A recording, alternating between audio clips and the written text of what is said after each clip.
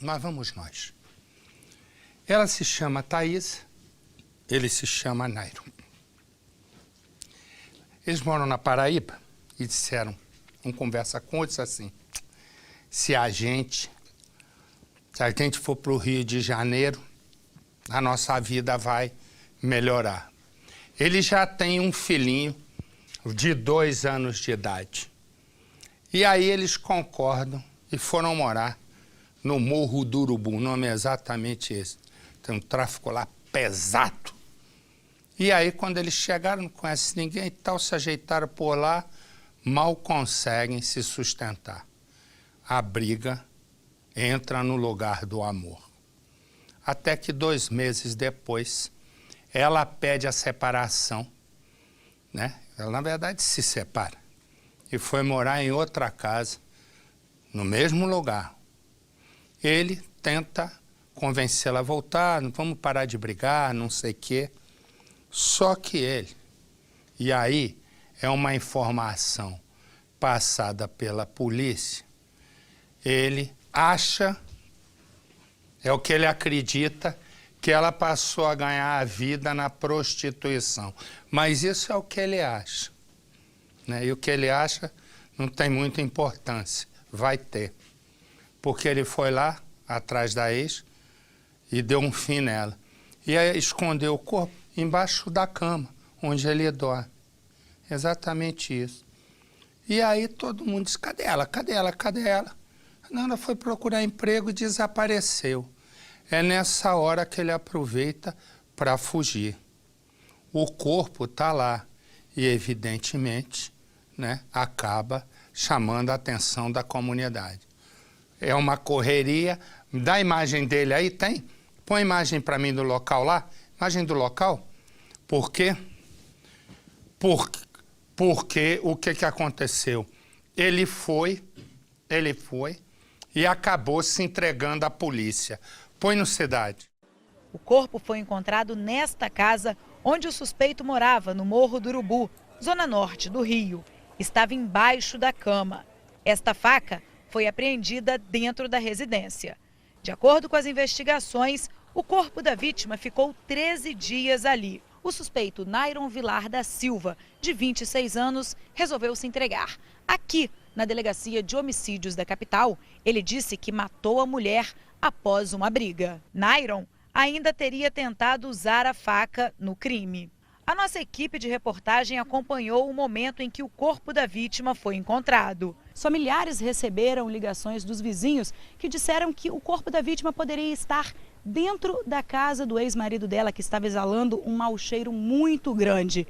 Policiais da Divisão de Homicídios da capital chegaram aqui e realmente encontraram o corpo dela embaixo da cama. Segundo o delegado responsável pelo caso, Nairon é um homem frio. Na mesma noite em que teria matado a ex-mulher, ele dormiu na casa com o filho de 2 anos, que nada presenciou. Este áudio foi enviado para a família da vítima pelo próprio Nairon um dia após o crime.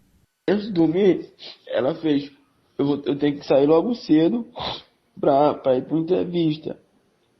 Eu digo, beleza. Ela fez, tu pode ficar com calma? Eu disse, pô, cara, eu ia fazer um serviço, mas tu vai voltar logo? Aí foi que até agora não voltou, entendeu? O suspeito se escondeu em Nilópolis, na Baixada Fluminense. Agora vai responder por 2 crimes, homicídio e ocultação de cadáver. No primeiro momento, a criança será encaminhada ao Conselho Tutelar. Thaís, de 21 anos, aparece nas fotos sempre sorridente. Uma jovem bonita que desapareceu misteriosamente. Thaís se mudou da Paraíba em dezembro do ano passado e veio morar no Rio de Janeiro com o marido, exatamente aqui na rua Derbal de Carvalho, no Morro do Urubu, na zona norte do Rio. Mas, segundo testemunhas, o casamento aqui não durou muito tempo, não. 2 meses depois, eles se separaram. Bom, segundo os vizinhos contaram, ele era muito agressivo, batia na mulher e ela então saiu de casa com o filho e alugou uma outra casa, aqui também no Morro do Urubu. A última vez que ela foi vista foi na companhia dele e ela teria dormido também na casa dele, pois, segundo ela disse, na segunda-feira faria uma entrevista de emprego. Ela saiu, deixou a criança na casa com o ex-marido e não voltou mais. o ex-marido passou a procurar junto com a família o paradeiro da jovem. E ele mesmo teria descoberto informações que até então ninguém sabia. Thaís estaria trabalhando como garota de programa, devido a dificuldades financeiras. O próprio sobrinho descobriu a verdade. A gente recebeu através das amigas dela, viu? A gente começou a procurar ela, pedir informação, e aí a gente acabou sabendo que realmente ela é garota de programa. Uma amiga da vítima disse que já havia trabalhado com ela e que Thaís falava muito do ex-marido. Ela comentou para mim que ele já ameaçou ela, entendeu? Só que ela tinha denunciado, mas depois estava tudo bem, eles dois. E assim, ela ia para casa dele. Ela saía do trabalho às vezes, né, e ia para casa dele. Bom, se tem mais tempo a reportagem, daqui a pouco ela ia ser culpada dela mesmo, da morte dela, né? Porque é fácil, né? Depois tá morta, aí diz que a moça virou prostituta, diz isso, diz aquilo, aí é mole. Pensa no seguinte, vem um carro, põe a imagem do carro para mim, por favor. Esse carro aí que você tá vendo é um carro de luxo, aquele Camaro, que eu não sei nem que diacho é isso. Eu me lembro daquela música, Camaro Amarelo. Ele entrou pela contramão, sapecou um outro carro e acabou matando uma enfermeira. Mostra a enfermeira para mim. Acabou matando uma enfermeira e o noivo da enfermeira, que é esse rapaz aí, continua internado, né? O motorista desse carro de luxo também se feriu. Foi levado para o hospital e simplesmente fugiu. Ninguém estava fazendo a escolta. Que tal? Põe no Cidade. O acidente aconteceu na BR-491, próximo a Monte Belo. A vítima foi Aline Aparecida Fernandes, de 26 anos. Ela e o noivo estavam em um veículo popular, que foi atingido de frente pelo Camaro. É uma dor muito grande, né, para toda a família. Eu acho que assim, uma revolta por uma imprudência tão grave como essa, né? O carro de luxo era dirigido por Luiz Pilissari Barbosa, de 33 anos. O acidente aconteceu bem neste trecho em que nós estamos. Segundo testemunhas, o motorista do Camaro seguia nesta direção para Monte Belo. Chegando aqui, ele foi ultrapassar um caminhão, mas acabou batendo de frente no veículo que vinha em sentido contrário, onde estava Aline e o noivo. A jovem acabou morrendo na hora. Agora um detalhe chama a atenção. Dá pra gente ver que a faixa que fica aqui no meio da pista é contínua. Isso significa que o motorista não poderia ter feito esta ultrapassagem. Aline é de Areado, mas morava em Ribeirão Preto. Ela trabalhava como enfermeira e iria aproveitar o feriado prolongado para visitar a família. O noivo dela foi socorrido e levado para o hospital de Alfenas.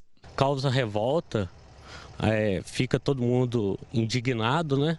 Da pessoa ter assim sua vida interrompida, né? Segundo o boletim de ocorrência, o motorista do Camaro chegou a ser socorrido e levado para o hospital de Areado. Ele seria transferido para Alfenas, mas não chegou a dar entrada no hospital. O Camaro foi levado para o pátio do Detran. O veículo está irregular. Entre os débitos, IPVA atrasado desde 2013, o que totaliza mais de R$23 mil.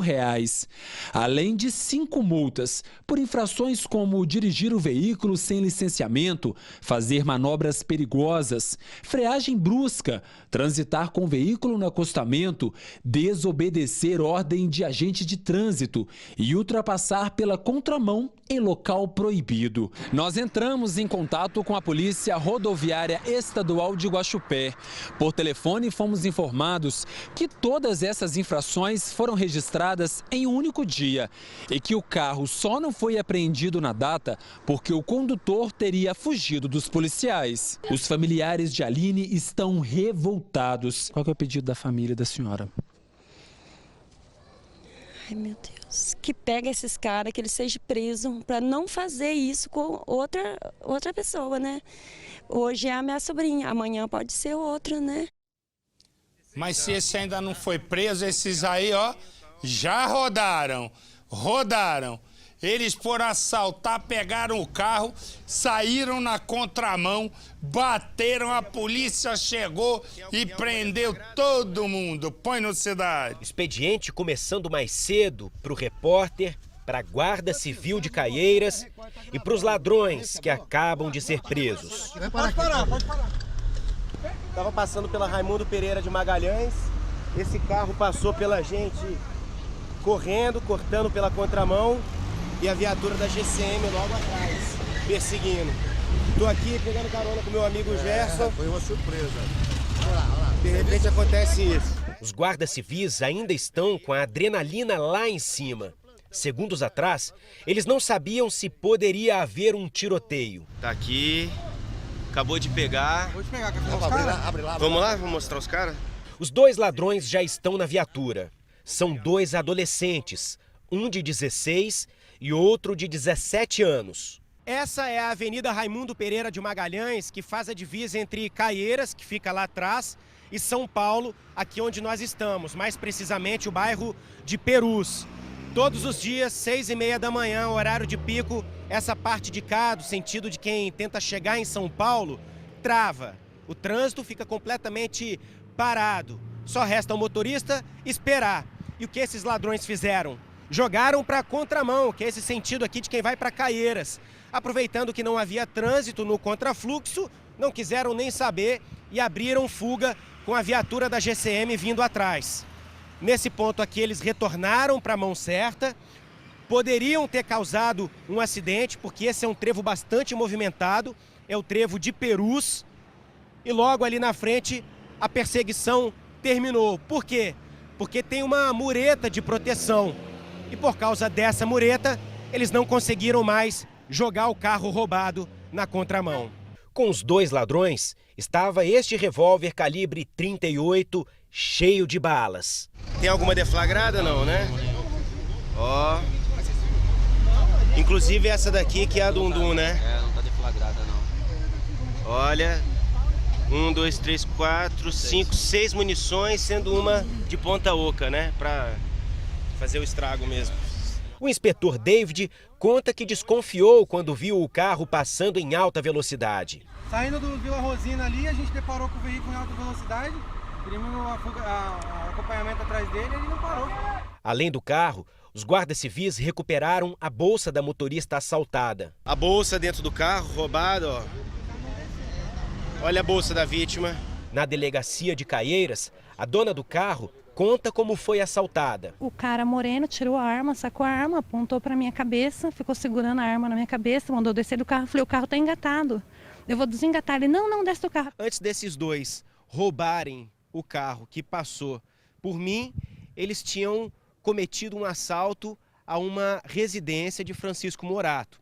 Tentaram levar o carro da vítima, não conseguiram, porque o carro automático, eles não conseguiram ligar o veículo, não tinham muita prática ali com o câmbio, acabaram desistindo e saíram correndo a pé. E foi quando eles viram então a oportunidade de roubar o carro dessa vendedora, que foi abordada com o filho e com o irmão quando saía de casa. Com a mesma arma, só que tinha mais 2 pessoas que conseguiram se evadir do local. A dona do carro roubado pegou de volta os relógios do irmão e do filho, a bolsa com dinheiro e tudo o que havia dentro e até os convites do casamento, marcado para o mês que vem. Mas não está tão aliviada assim. A gente fica preocupado porque, como a gente soube, já eles eram em 4, então tem 2 soltos ainda, tem 2 aqui, que provavelmente é menor de idade, daqui a pouco está na rua de novo e a polícia está atrás de novo para prender os mesmos bandidos. Deixa eu contar aqui uma história, que é a história que está ali. São 2 gangues. Aí um sujeito diz assim, pensa, né?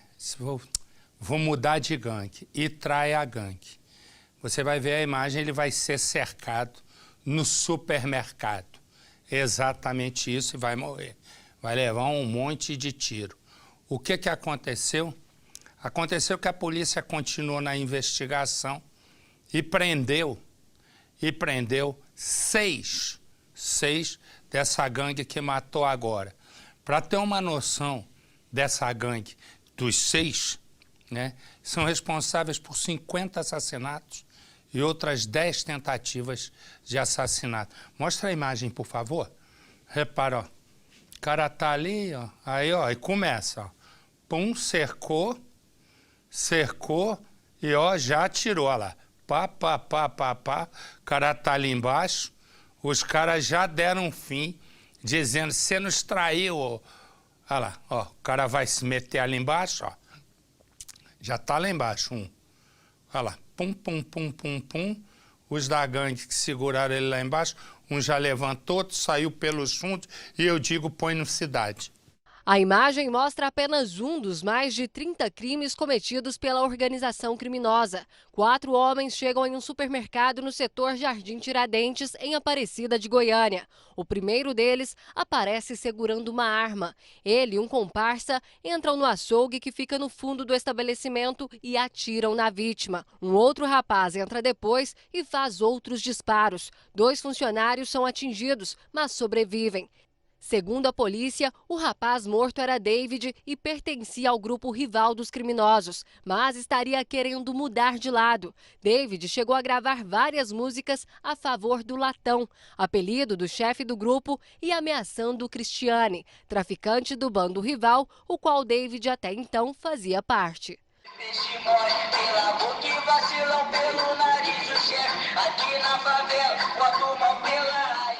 Marcos Antônio Gonçalves, o Marcos Latão, é apontado como chefe da quadrilha que atua principalmente em Aparecida.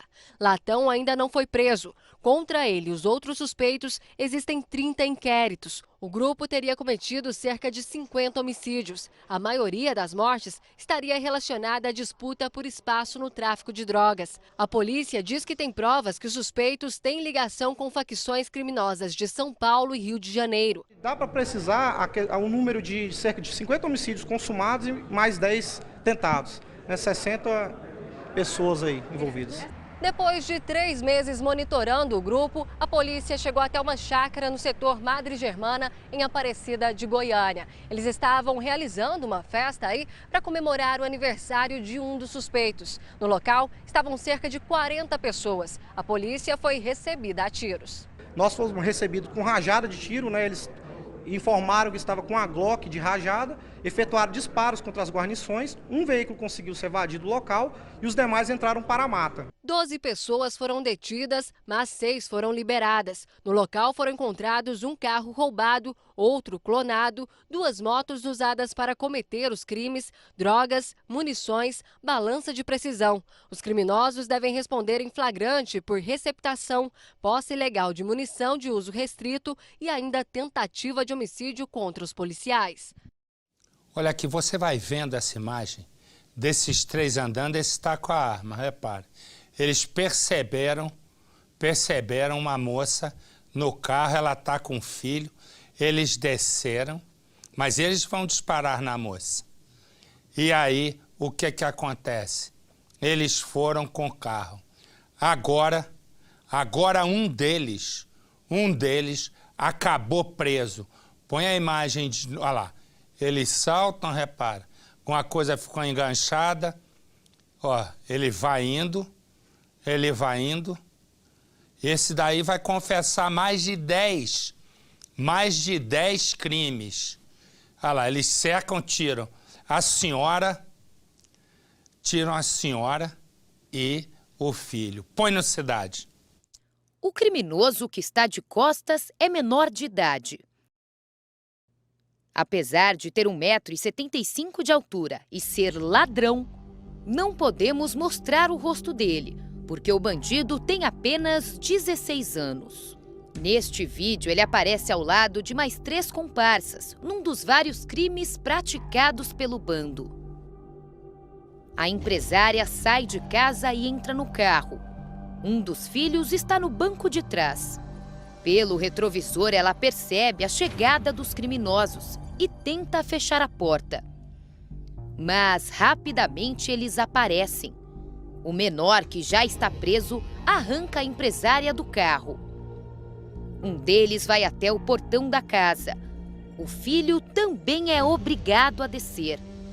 Repare que é o tal menor de 16 anos que assume a direção do carro. Por este outro ângulo, é possível ver os criminosos momentos antes do assalto. Eles tentam disfarçar e, quando se aproximam, se separam. A empresária chegou a perceber a aproximação dos bandidos, mas teve que escolher entre deixar um filho no carro ou entrar com outro filho na casa. Eu optei em sair e entrar no carro, e quando eu ia fechar a porta do carro, veio um rapidamente, falou sai, sai, sai, já vieram os 4, eu acabei falando para meu filho sair do carro, ele saiu rapidinho. Ela ainda tentou pegar a bolsa, mas o criminoso percebeu. Pode acontecer alguma coisa, então a gente ficou realmente muito assustado. Tanto é que a gente entra correndo para casa, achando que eles vão entrar atrás da gente, né? Uma coisa que não ia acontecer, mas naquele momento, a gente pensa nisso. Através das imagens de circuito, os policiais conseguiram identificar um dos criminosos. De acordo com a polícia, o bandido morava com a família num bairro vizinho ao local do crime. Os policiais chegaram cedo na casa do criminoso. De longe, uma viatura ficou de campana. O cunhado do criminoso liberou a entrada da polícia, mas o bandido fugiu pelos fundos. A viatura percorreu ruas próximas ao bairro, mas o bandido não foi achado. Minutos depois, a viatura voltou e logo em seguida viu que 2 amigos do ladrão fizeram um sinal. E o bandido apareceu no telhado. Repare que ele volta e logo depois pula para a varanda da própria casa. Era a hora da prisão.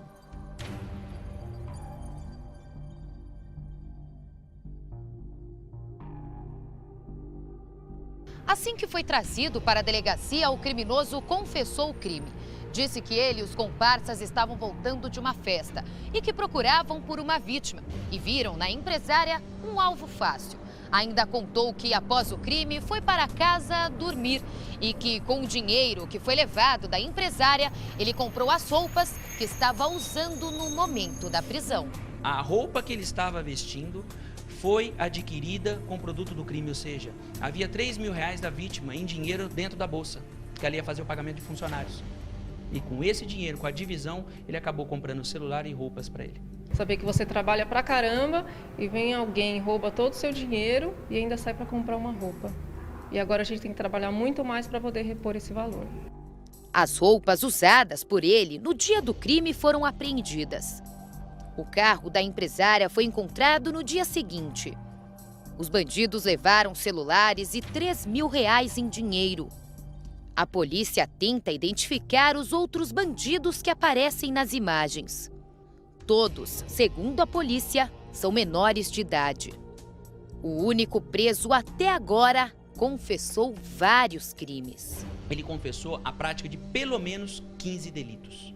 Ou seja, não só confessou a prática deste que nós estamos apurando, como também mais outros 15. Esse menor já era para ter sido apreendido e ficado na Fundação Casa há muito tempo. O bandido já passou pela delegacia por vários crimes: furto, roubo, tráfico. Ele morava com o pai, a irmã e o cunhado. Em depoimento, o pai contou que o filho está no mundo do crime desde os 12 anos. Ele, que é dono de uma oficina mecânica, sempre quis que o filho trabalhasse com ele, mas ele nunca aceitou. Pelo contrário, exigia dinheiro do pai. Como o pai sempre negou, ele preferiu roubar. A própria família não aguentava mais o que o menor vinha praticando e levando a família a passar, né? Com os constrangimentos diários que passavam com ele. A empresária ainda tenta se recuperar do susto. O bandido preso tem a mesma idade que o filho dela.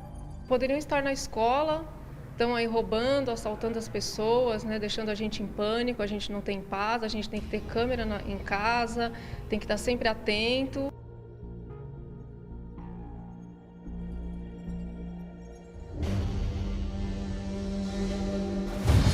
Nosso povo é guerreiro e, apesar de tanto sofrimento, sempre encontra força para sonhar.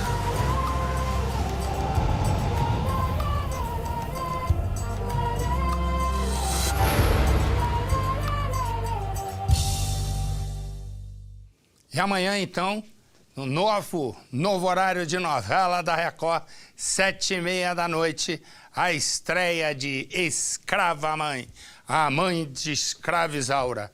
E toda a história é linda, linda, linda.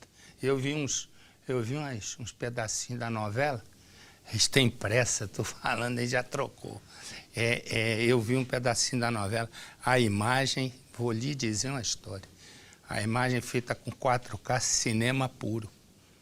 Muito. Esse é o Otávio. O Otávio já tinha sido preso por tráfico. Quando ele saiu da cadeia, ele disse, vou reconstruir a minha vida. Ele casou, o Otávio tem 4 filhos, revende carro e trabalha também com joia que ele traz do Uruguai, né? De repente, o Otávio é executado por um matador de aluguel. Agora a polícia descobre que Otávio jamais na vida abandonou o crime. Tudo era apenas um disfarce. E quem encomendou a morte dele? Um amigo de longa data. Cada um. Põe no Cidade. Otávio Balesteira, 41 anos. Um homem descrito pela família como de bem, mas com amigos errados. Amigos que o teriam levado a constar no sistema da polícia como alguém com antecedentes por tráfico de drogas. Ter formado uma família, no entanto, com uma esposa e 4 filhos, teria mudado esse cenário. Otávio teria passado a se dedicar a eles, se dividindo entre a revenda de carros e o negócio de pedras preciosas no Uruguai. Uma história que terminou em uma execução e chocou a pequena cidade de Quaraí, na fronteira oeste do estado. Foi na cidade de Quaraí, com pouco mais de 24 mil habitantes, que tudo aconteceu.